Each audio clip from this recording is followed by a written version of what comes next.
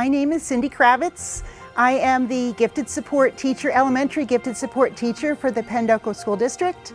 I've also worked with math enrichment, and this year I'm working with math intervention as well. In the past, I was a planetarium teacher for the district, and then I moved into just gifted and gifted enrichment. I have been working for about 29 years. This is my 29th year, finishing in June, and I am so excited to be ending my career as a Pennell Penguin.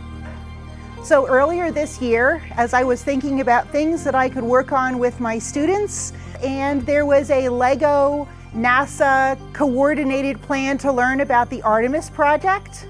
And Artemis 1 is, if everything goes well, will launch sometime the end of this school year in June. It will launch without astronauts, but eventually Artemis 2 will have astronauts in a couple of years, and after that Artemis 3 will start a lunar colony, and there will be a shuttle that goes back and forth around and around the moon.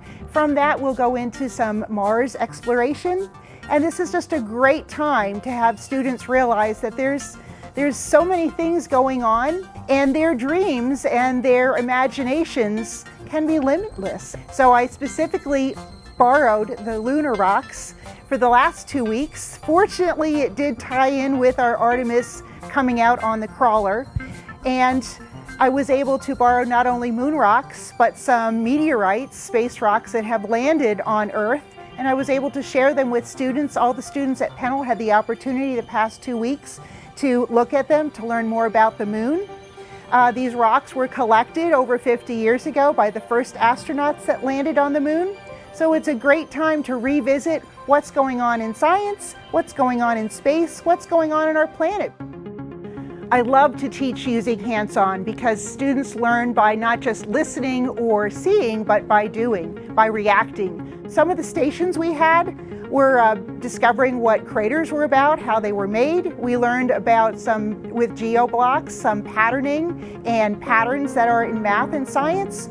We learned about Blue Origin and its trip for citizens to go up and to experience a little bit of space. And by doing that, students wrote postcards, and those postcards are going to go up on a Blue Origin mission. They're going to come back. They'll be stamped that they went to space and sent back to our students. Some students did an art and creativity station because you have to dream it before you can see it. Other students worked on learning more about Earth rocks and a lot of different rock collections. A lot of students from 3rd, 4th, and 5th grade remember their rock units. We also had a station where we could put together space-related puzzles, and it helped us work on our month of learning about cooperation and communication.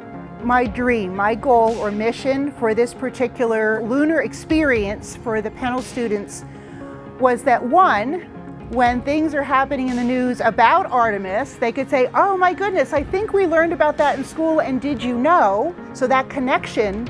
And then they might think about other things as they're looking at the sun. Well, how high is the sun? What season is it going to be? Or I can see the moon in the daytime sometimes and at night. And I know now why the moon looks like it's white and gray and black, because I've seen those rocks. I made those connections, and guess what? I have some rocks in my backyard or on the walk that I took with my family that look similar to those rocks, and what connections can I make? So my goal for them was to think, to explore, making some connections, because it's all about connecting with others and others' ideas.